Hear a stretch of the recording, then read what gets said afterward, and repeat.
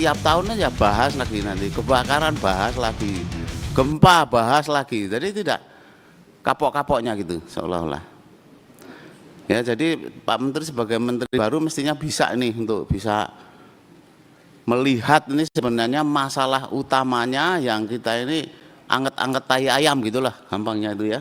Kalau ini ya, kalau menangani sesuatu ini saya kira tidak bisa Pak Menteri. Jadi Pak Menteri harus meyakinkan itu, saya kira dari kita cukup itu, karena Pak Menteri kan juga baru setahun ya jadi menteri. Tapi cukup puas kalau kita misalnya dijelaskan ini loh masalahnya sebenarnya di masalah-masalah bencana ini gitu. Gitu aja Bu Ketua dari saya, terima kasih. Baik Pak Yohan. Terima kasih Ibu Ketua, Pak Menteri, Pak Wamen, dan para dirjen yang saya hormati. Sekali lagi Ibu Ketua, izin saya ingin mengingatkan apa yang pernah disampaikan oleh Pak Menteri ketika pertama kali berkunjung ke Komisi 4. Waktu itu Pak Menteri memulai sambutannya dengan mengutip sebuah ayat. Ayat itu saya masih ingat, zaharal fasada fil barri fil bahri bima kasabat aidinas. Bahwa telah terjadi kerusakan di darat dan di bumi, di laut, karena kerakusan, keserakahan, ulah tangan manusia. Itu yang Pak Menteri bacakan ketika pertama kali Pak Menteri berkunjung ke Komisi 4. Dan hari ini Allah menunjukkan kepada kita ada musibah besar, ya toh, secara nyata depan mata kita menggambarkan ayat yang Pak Menteri baca itu, yang kebetulan menjadi tanggung jawab Pak Menteri.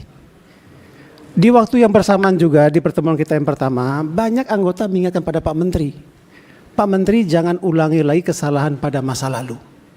Negara ini tidak boleh kalah sama yang lain.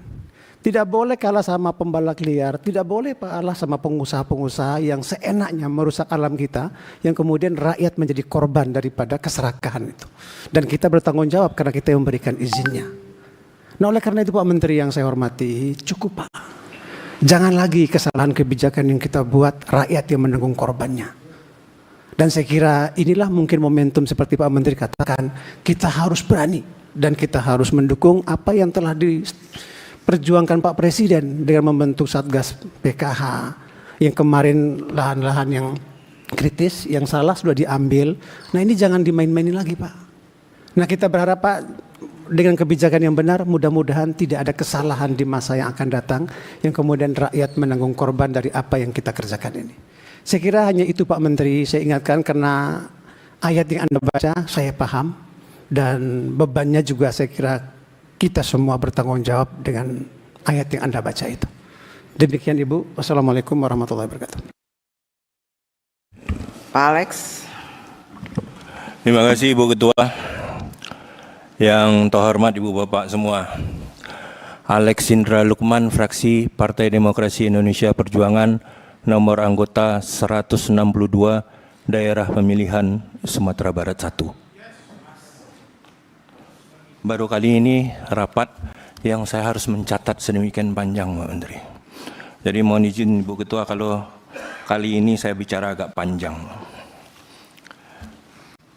Data yang Bapak sampaikan, deforestasi hutan yang turun.